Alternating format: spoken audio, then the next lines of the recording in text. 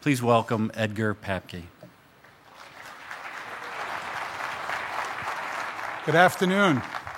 I'd like to just begin with two quick thoughts and then start sharing information with you. The first thought I have to share with you is just simply thank you. Thank you. You're my customer this afternoon, and I thank you and appreciate you for the opportunity. In fact, I'm grateful for the opportunity to be here with you. Your time is valuable. All of our time is valuable. And so your invitation for me to spend just some of that here with you this afternoon, I'm very grateful for that, and I'm very thankful for that. I get to spend my life really observing business and having conversation about it. And I'm always grateful for the opportunity to explore and expand on the thinking. My study for the last 20 plus years as a leadership and organizational psychologist has been the alignment of organizations, of businesses, and the alignment of their cultures, and to discover and to leverage what makes them truly effective and powerful in the marketplace. And so I'm always grateful to be able to share those experiences with you. And I'd like you to think of yourselves here today. Each one of you is an entrepreneur, a business person. Every year I get to interact with over 1,000 CEOs in my work. And I realize that in the end, all leaders, regardless of where they are in lives, are exceptional human beings. They are. It's a human phenomenon of leadership. So I'd like you to think of this through that leadership lens here this afternoon as I share with you some thinking about what culture and alignment is really all about, and what my experiences and my observations are about it. The other thing that I'd like to do is I'd like to welcome you to a conversation, which I think is, in the end, is the most important conversation of leadership, which is how do I create an aligned culture? How do I bring people together to create the high performance that enable us to do in business what we're intending to do, to be successful? So with that invitation, what I'd like to do is suggest to you to not wait to the end. If you have a question, a thought, a comment, or anything at all, please be bold enough, if you care to stand up, to raise your hand. If you'd like to, just shout out. Whatever it is that you'd like to do, I'd like to welcome you to the conversation. And then that offer for the conversation goes beyond today. If at any time you have any questions, anything that arises out of our time here together this afternoon, which I believe I can tell you based on past experience that that's likely to happen. If you have any questions, anything at all that you'd like to follow up with me on, please feel free to do so. I'm easy to find, edgarpapke.com. So just do a search and you'll find me. And please, there's nothing more attached to that than to be of the utmost service to you as I possibly can. That's my intention. So please feel to follow up with any questions and continue the conversation beyond today. Sound good? Good. Thank you. Good. So for today, just some simple outcomes for today that I'd like to share with you. One is let's get into a root definition of what culture really is. Your experience this morning as you listened to and learned about Zappos is an understanding that there's qualities and characteristics of culture that we're all able to leverage to use in our businesses to be successful.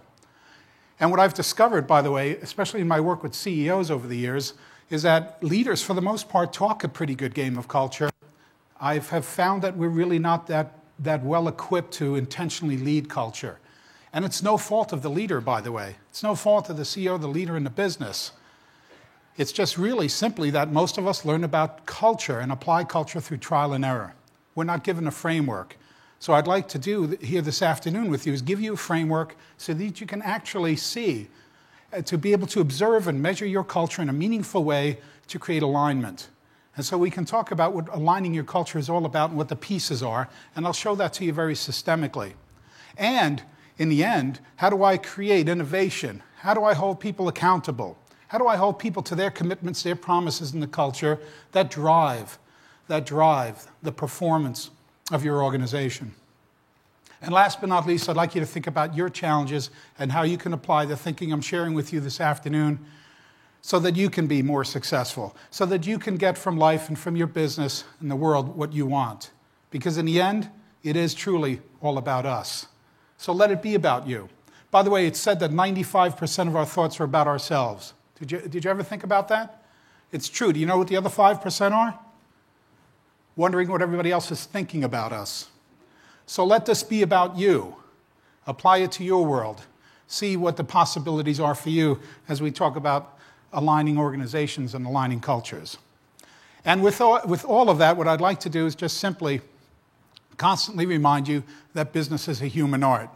Business does not create human beings, we create business. And no matter where you look through the cycle of business and through the process of business, you find that the common thread in all of that are human beings. So business is in fact a human art, and that's what makes culture so incredibly powerful, makes alignment and the process of alignment so incredibly powerful as leaders.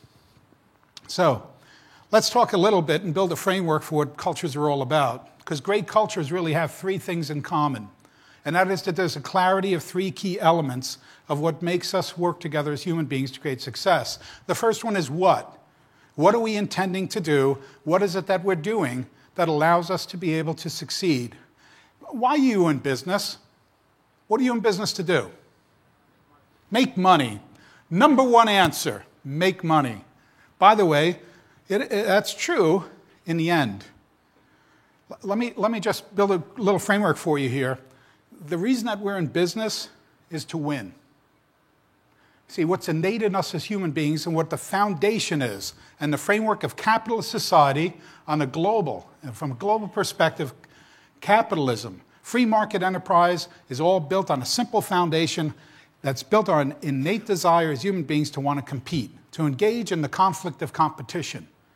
And what you're truly, truly in business to do is to bring something to the marketplace that allows you to win, and to do that successfully. And in our capitalist society, the real true scorecard and the way that we get rewarded is through capital, through profitability, to make money. And then what we get to do, the more we win, the more we get to reinvest that money and build more, the more that we can innovate and move forward. Because in the end, what our business is truly all about is our desire to win, to engage in the marketplace, to consistently and constantly innovate, to stay ahead of our competitors, and to win. So what is the what?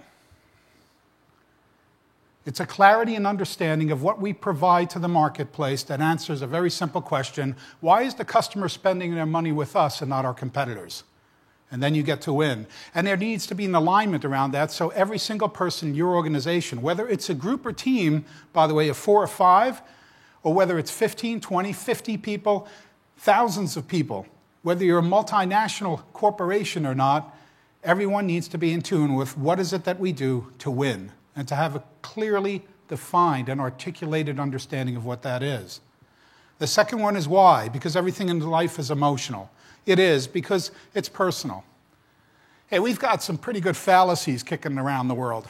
You know what the number one fallacy is that's accepted across all cultures worldwide is? Can anybody tell me? Any ideas? I know it's after lunch. Come on, think a little. Yeah, here it is. It's that the sun rises. It doesn't. The earth turns. The number 2 fallacies: don't take this personal. We all know that's a bunch of crap. We do. I mean, come on.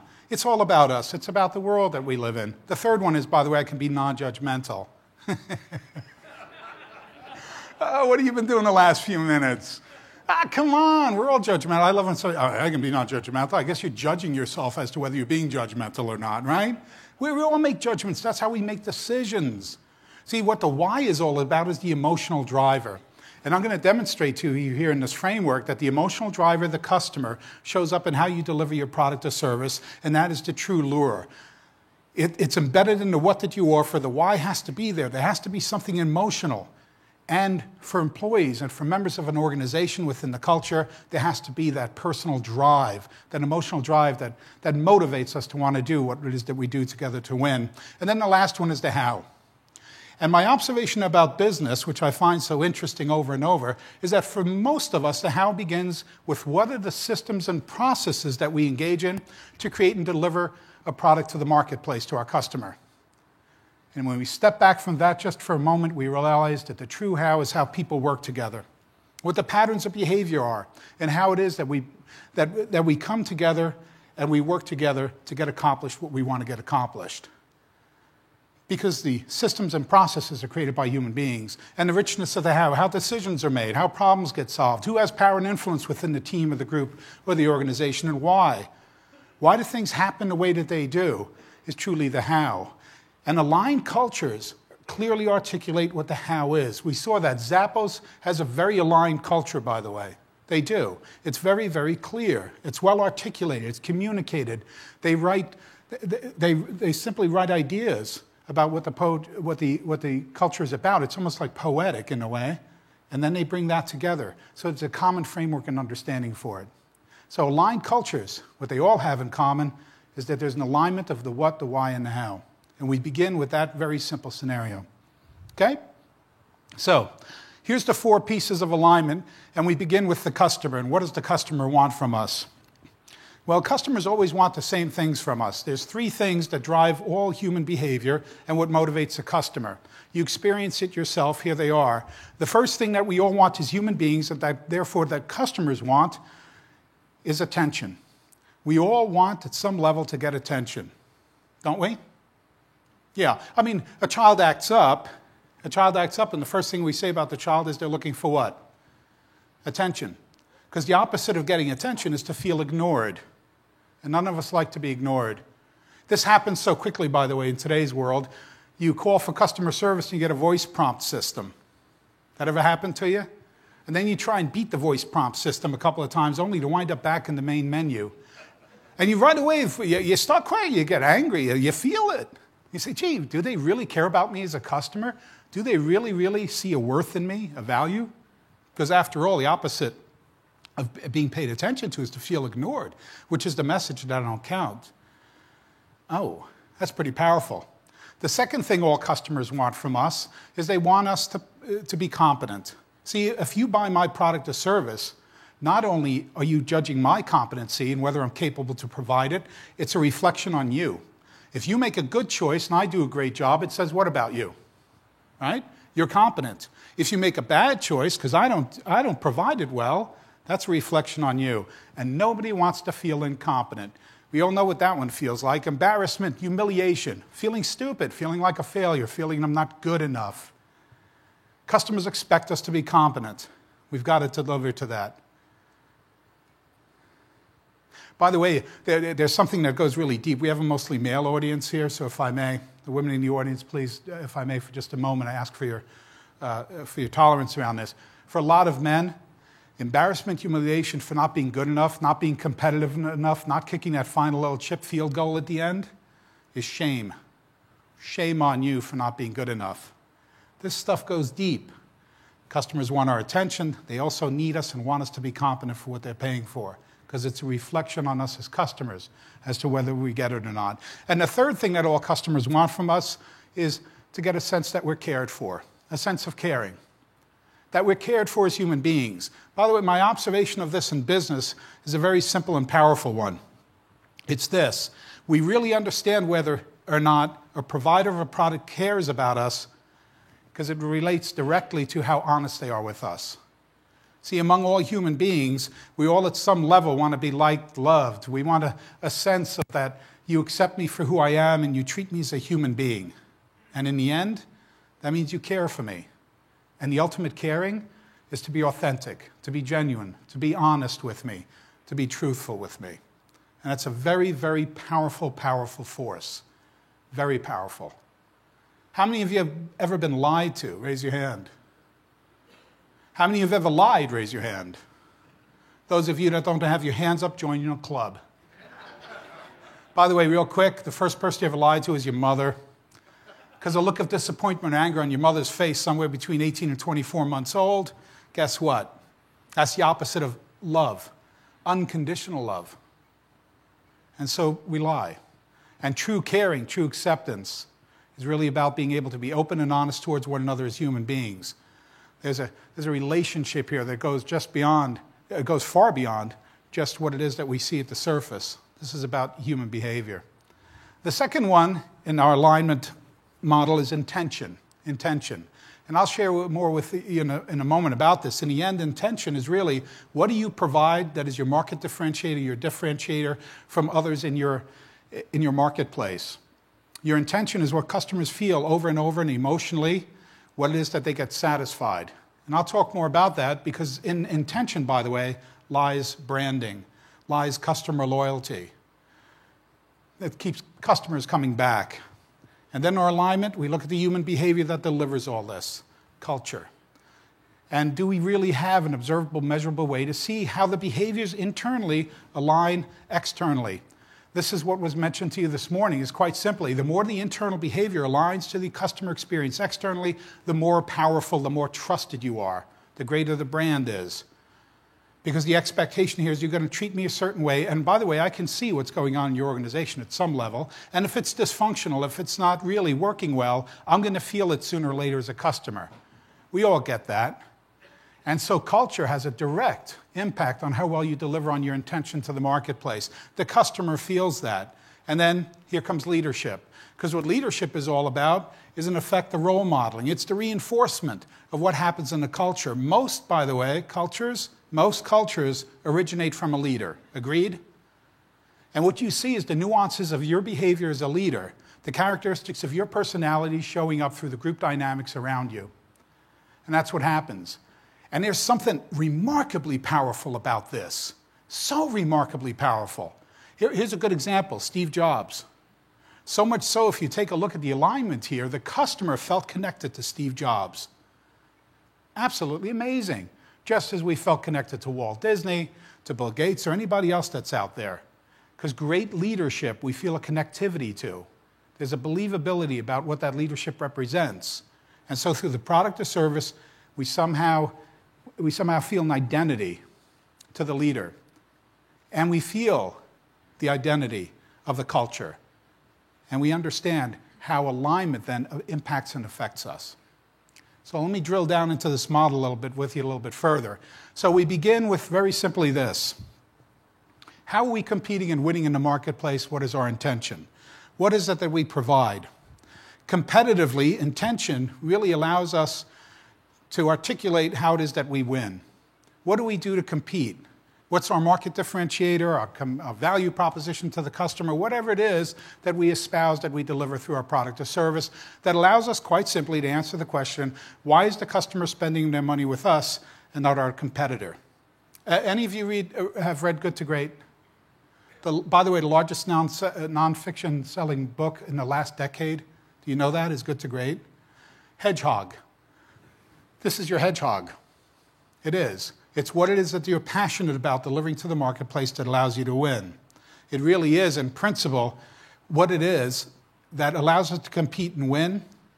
And to do that, we have to deliver the product or service and create trust. So that, in essence, whatever the customer is paying us for, we know over and over that there's a mutual benefit and a sense of respect the customer feels in how we deliver that product or service.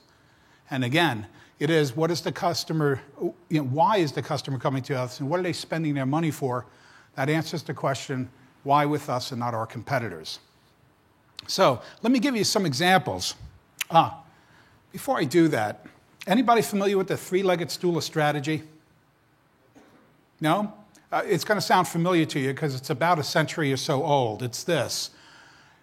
You can buy on quality, you can buy on service, or you can buy on price.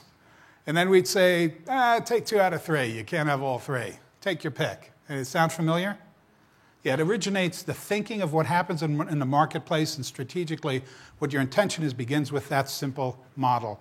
And then what we discovered through the 70s and 80s, through the work of a lot of people, including the Tracy Wieseman work of the discipline of market leaders and Porter's work on strategy, over and over we heard a very distinct, very clear message that Jack Palance in the City Slickers was right.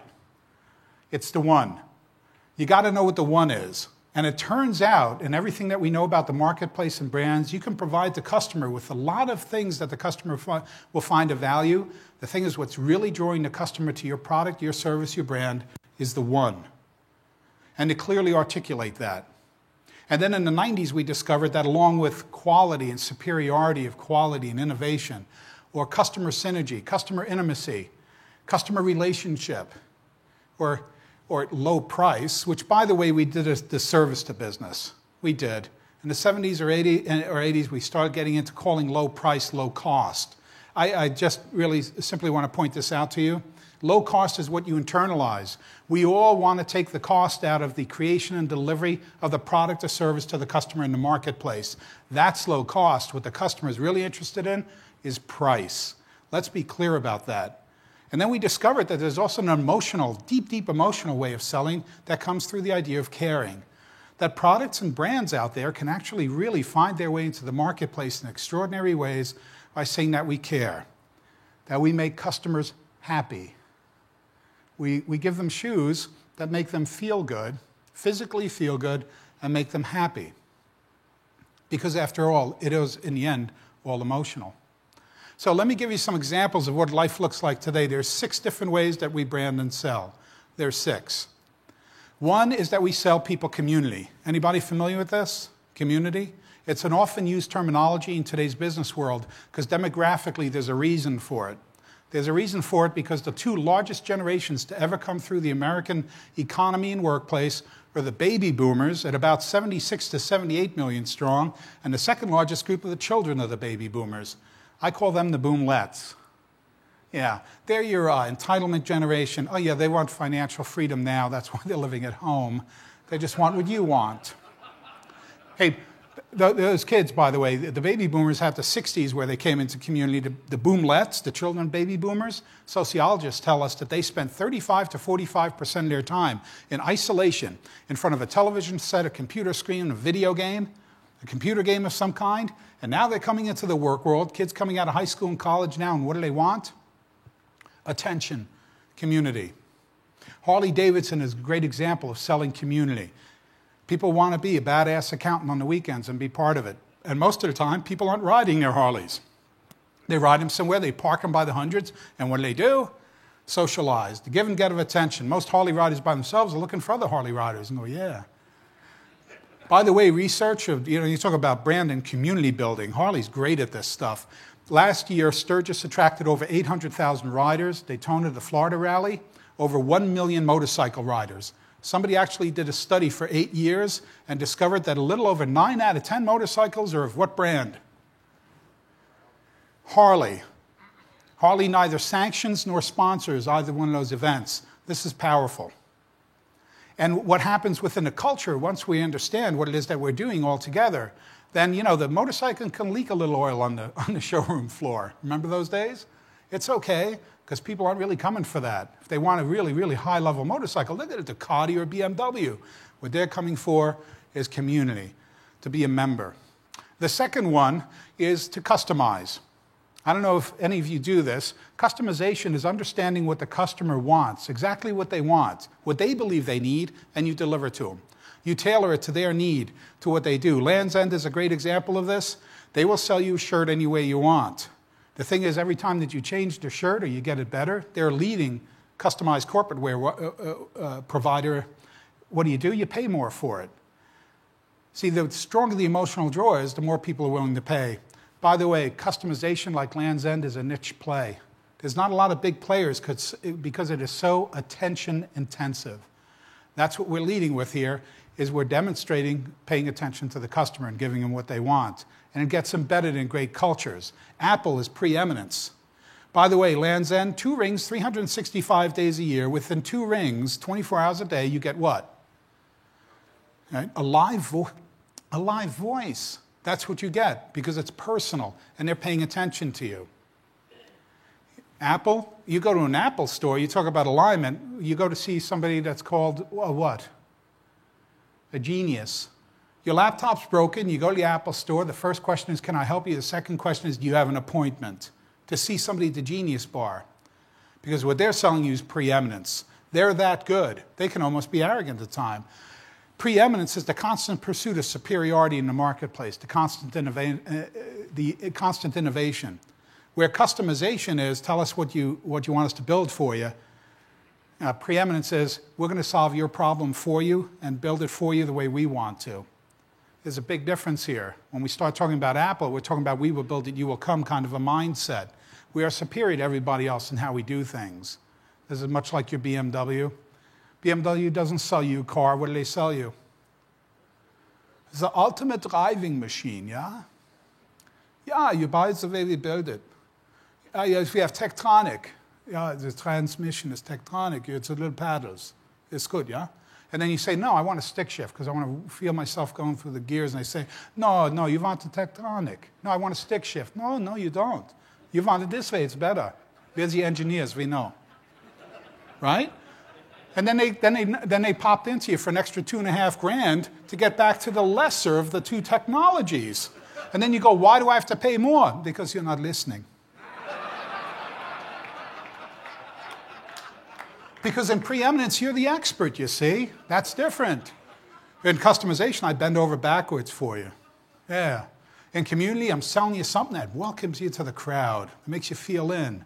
And you can see how the emotional drivers differ. Because to drive a BMW, I'm pretty good at what I do, yeah? Because I can afford this. Yeah, and that's the way it plays. The next one I have for you, by the way, another way of selling is called low price. Who's the leader in this in the world? Walmart. Walmart. And this is where innovation and low price, all your innovation goes internally. All the change goes internally into your supply chain management. The culture of the organization understands that the most important thing to do is take the cost out of the creation and delivery of the product or service to the marketplace. Not to gain a greater margin, it is to win. And it's to win based on volume, to have the lowest price. And everything you do goes into that low price. One of the most astounding things about Walmart in all the years that they had greeters at the doors, do you know why they had greeters at the doors? Anybody here want to be a greeter? Raise your hand. Oh, come on. No one? Thank you. We'll buy life insurance on you. We'll get the money later. Yeah. You familiar with that one? Yeah. Why? Why the greeters at the door? Anybody know? Theft prevention. It was, in fact, the lowest cost theft prevention that they could come up with, cheaper than surveillance systems, outsourcing the security services. Why? Because everything you do is about driving down the price. And the whole culture has to be engaged in this at some level, because if they're not, then you start seeing your slippage occur. Dell was a low-price provider, or wants to be. And then they started customizing a little bit more, and when people didn't get exactly what they thought they were supposed to get, and they called up for service, what did they get? Nada. Very problematic. So your whole culture engages in a set of behaviors that's driven relentlessly by what it is that you do to compete, which is why no one formula really fits all. That's very true. And where's Dell gone since they customized and then people called and said, oh, this isn't what I wanted. I wanted the low price buy and I thought you were going to give me something here.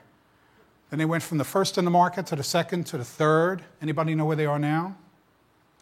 That's what happens. And it happens at a local level with two delicatessens competing across the street in a neighborhood all the way up to multinational companies. Clarity is vital. Let's shift gears a little bit. Here's Zappos. What Zappos sells you is physical enrichment, products or services that make you feel better physically. By the way, a leader in this market is Starbucks. Starbucks sells you caffeine. They do. They sell you caffeine. Right? Yeah, it's almost like having a crack dealer at every street corner. Give me something that makes me feel good. Some people swear that they already feel better walking to the door across the parking lot. I got news for you here, and some of you already know this. Coffee takes 25 to 35 minutes to actually engage you physically. Until then, it's placebo effect. It is. Okay, what you're doing is you're buying a physical enrichment for yourself, and you're willing to spend well. Because other than low price, these other 5 categories of how we sell and how we brand and how we work with the customer, what you see happening over and over is the customer is more than happy to pay you for what they're getting. It's a fulfillment of the desire, the need. In community and customization, it's you giving me attention. Preeminence, low price. Hey, if I got the low price, look what a competent shopper I am. You're leading with competency. Now here you're dealing with caring. I care for you as a human being. I give you coffee to make you feel better. This is Whole Foods, also known as what? Whole paycheck. Because people are willing to pay for good food, for good people, and a good earth at a good price, because we're going to do battle against those nasty grocery food chains that have been not caring for you all this time, not being honest with you. And then the last category we have of way to sell is something known as personal actualization. I sell you a product or service that allows you to learn and become and get better at what you do. This is Oprah Winfrey. She's all about that. And in the essence, what this is about is learning about yourself so you can be more powerful and get more out of life what you want. And I care for you as you care for yourself as you discover yourself. And that's what we deliver. See, because within all of these, you'll see are 3 very distinct drivers of human motivation. The need for attention, the need to feel competent, and to know that you care about me and you give me a product or service that I can care about myself through, to make me feel better and become. And alignment begins with this very simple construct here. And by the way, great brands in today's world, you'll always notice that they go by the Jack Palance rule. You got to know the one. And to that, then you add little pieces. You might add some community to, and let people hang out at your store at Starbucks. You might give them some customization and let them pick the flavors. In the end, they're there to get physically enriched. Even if they're sitting by themselves with a laptop and relaxing, they're trying to get rid of stress while they get wired up. Go figure, right? Yeah. Because it's powerful. It's what you're looking for. So that's where we begin. Is the customer, what's our strategic intention in the marketplace? By the way, a great question to ask yourself right now, let's pause for just a moment, is which one's mine? Which is it that we lead with? Because what we lead with, we want to embed in the culture. What we lead with needs to be, it's necessary to embed it in the culture, and it shows up over and over in the patterns of behavior that we engage in with one another.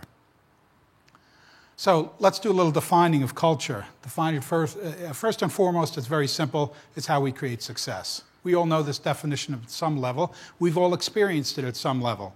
Culture is about what's acceptable, unacceptable behavior. What gets me ahead, what gets me success as an individual, and how do I play within the group context to make it happen? The behaviors, the norms, the patterns of behavior that allow us to succeed as individuals and together. That's culture. How many of you like the idea of getting the right people on the bus? Anybody like that idea? It's great. What does your bus look like? And what I've discovered is a lot of us have trouble articulating what our bus really looks like. And to really communicate that well, so when we're hiring and we're bringing the right people on board, that the culture actually is something that they can see. They can feel it. They can feel it.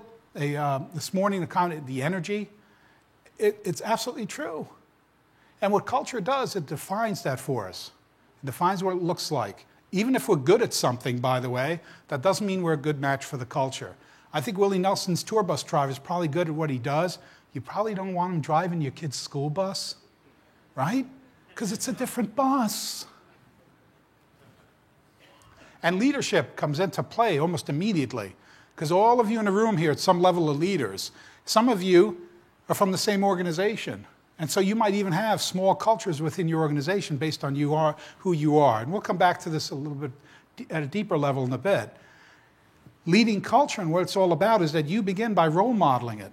You're responsible for role modeling what's acceptable, unacceptable behavior. You say the meeting starts at 8, it's 8, right? You keep showing up at 8:10. Then one day you actually show up at 8 o'clock and not everybody's there, and you're surprised. Because it's not just what you articulate, this is how we do things, it's how you behave. And the leader role models what's acceptable, unacceptable behavior, and what the definition of success is. Leaders reinforce. They reinforce the behavior within the culture. And by the way, here's an observation for you. I have found that reinforcement occurs two ways, active and passive. Any of you raising children? Or better yet, a more inclusive question. Anybody here ever a child? Let me break it down further. Anybody still a child? Yeah. Because this is what it's all about. You reinforce actively and passively, and just like anyone else in your world, if somebody's doing something and they're doing it well, it's your opportunity to celebrate that, to recognize it, and to actively reinforce the behavior you're looking for. That's the positive. On the other hand, if somebody's acting in a way that you don't want in your culture, active reinforcement is calling them out, of holding them accountable, to confronting them. By the way, how many of you are afraid of confronting conflict? Anybody? By the way, you're in conflict every day. You get up to want to do better than you did yesterday. That tension is a natural conflict within ourselves. We're always in conflict when we compete in the world. The thing is, interpersonal contact for a lot of conflict is difficult because it's hard to confront. Here's a very simple definition for you, and where accountability in cultures really stems from is the ability of leaders to confront. My definition, step into the truth. You and I have something to talk about because it's not working right. Well, what I did there was just confront. I stepped into the truth. I want you to be successful. In order for that to happen, I need to talk to you about something. You confront. Active reinforcement. Unfortunately, my observation is this one, and it's a powerful one I've learned over the years. Most reinforcement is passive. People do things in certain ways. Leaders sit back, they observe, they watch, and by the time they decide to do anything, it's already embedded in the culture in the group. Patterns have emerged already. Why? Because the leader didn't actively reinforce. And any time that you're not stepping into active reinforcement, you're doing it passively. And just think about yourselves and in your lives and as leaders, what happens here is quite simply, most of our time is spent doing passive reinforcement because we're busy doing a lot of things and we don't pay enough really attention to what am I intentionally doing within the culture and reinforcement. And then there's your reputation. Your reputation, which stems all the way out to the customer. See, because your reputation and what you're doing internally in your culture shows up externally to the customer. Your reputation. And that's powerful. That's so, so powerful. Especially if we're in a smaller market, a truly highly competitive market, so much of what the customer believes in is your reputation as a leader, how well you keep your word, how well it is that you create a culture around you that's healthy and high performing. Your reputation. So when we think about culture and we think about the origin of culture, we realize very quickly that it's so much about leadership. It's so much about the things that and how we articulate it, and how we role model, we reinforce. And so often the leader's reputation becomes that of the culture. In fact, in most cases, that's also what can be dysfunctional. Because if we have multiple groups and their subcultures, because leaders are in fact having differing reputations on how they lead, that can often be destructive to an organization. It pits people against each other and us versus them shows up. So powerful. Well, hello? Can you hear me now? Oh, nice. I like the little pause. So, if I may, what I'd like to do here is give you a way to really see your culture. As I mentioned before, most of us learn trial and error, how it is that we build cultures. So what I'd like to do is give you a set of characteristics that you can actually observe and measure. So here's some characteristics of culture. One, who's got power and influence and why? In some cultures, the most amiable, the most friendly, carry the most power and influence. They're not the best, the brightest at what they do. They may not even be expert at what they do. They seem to be able to get people together and bring people together in a social environment that gets things done. Others, it's about being amiable. It's about just being amiable, and it's also about being charismatic and in service to others. And through that service to others, what I do is I attract people. I get power and influence by being of service and helping other people to succeed. And in some cultures, of course, it's the expert. The best and the brightest actually do rule the day. And they have the most power and influence to get decisions made, how planning and goal setting gets done. In some cultures, planning and goal setting gets done in group environments. In others, it's left to just one or two people. In some cultures, it's bottom up, get everyone involved. In other cultures, it's top down. Knowing what the rules of engagement are allows people in the culture to have a predictability about how things work and how they can be successful. Things like decision making. If I know what the decision making model is, then I know who to go to talk to about what to get what done. I know what my intended level of involvement is. One of the things that I've noticed that there are a lot of definitions for the word consensus. In some cultures, consensus is we all come together and make decisions together. And everybody has a say and everyone's heard. And we build agreement. In other cultures, consensus is we come into a room and say, you're our leader. We spend a half hour trying to figure out what you want. And when we do, then we have consensus. It's different forms that we go about doing things. And that predictability, by the way, for people within the culture, it gives them a sense of safety. Safety, if I know how to play the game, if I know what the rules are, gives me a sense of confidence. Because I know how to succeed. I know how things work. Teaming is different in different cultures. Hiring, firing is different. In some cultures, we group hire. In other cultures, experts hire experts.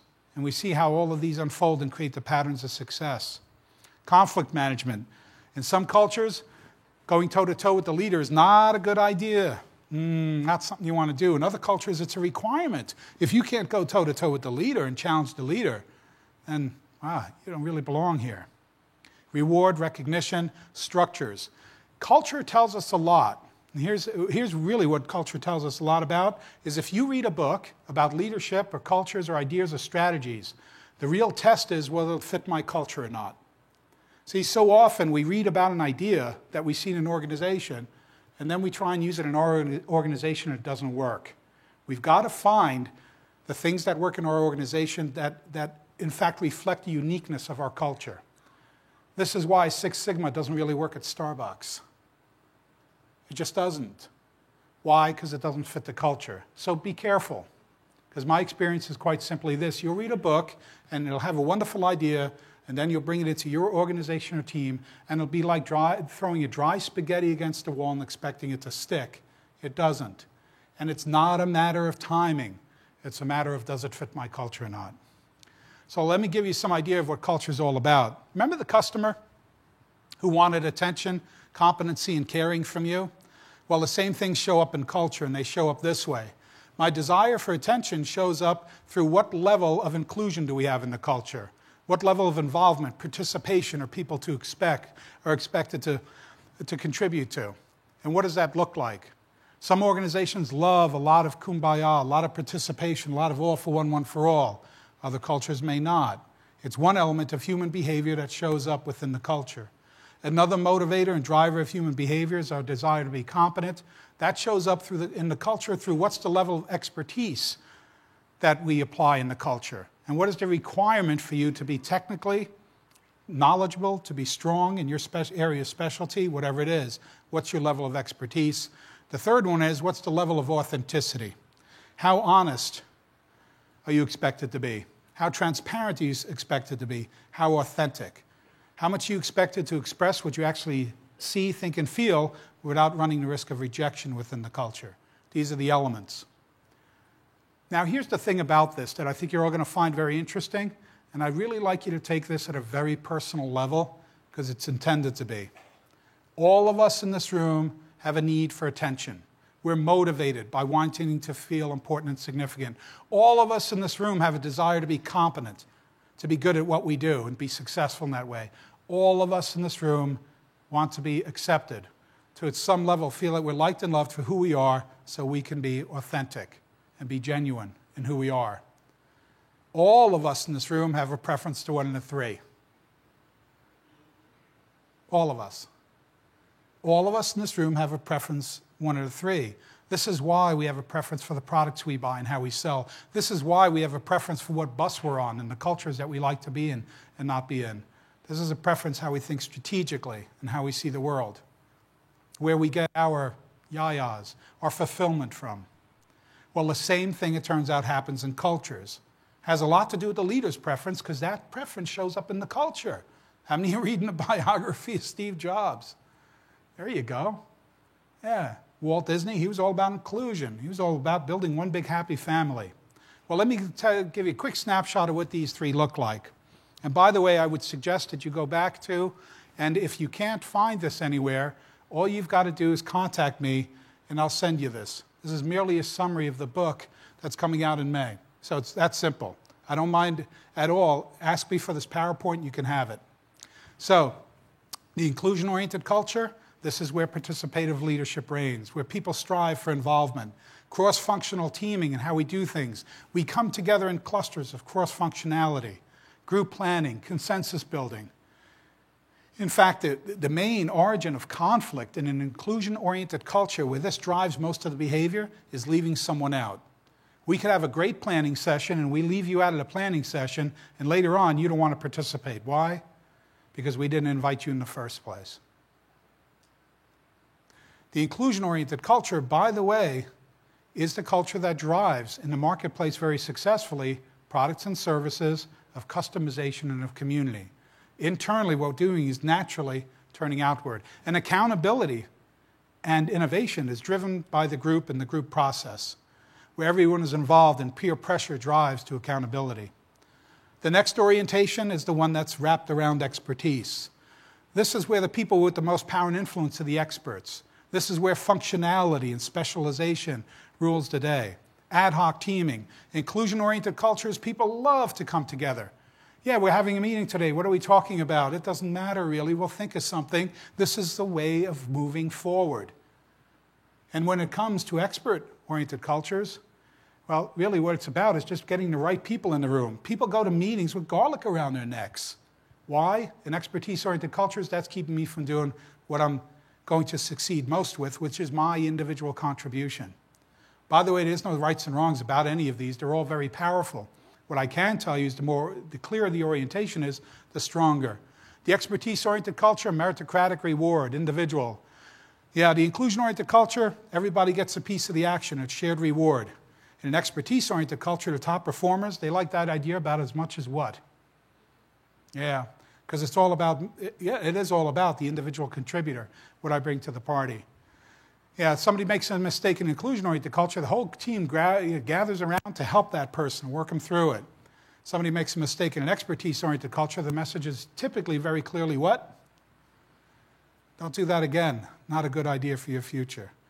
And accountability is a matter of individual contribution, and innovation is done through competition of how people how they practice the game with each other of competing. Because after all, it's that individual competition that allows me to move forward. And last but not least, here's the Zappos culture, the authenticity-oriented culture. Charismatic servant leadership rules today. It's very idealistic in their goals and possibilities. Not to say that the other two aren't visionary.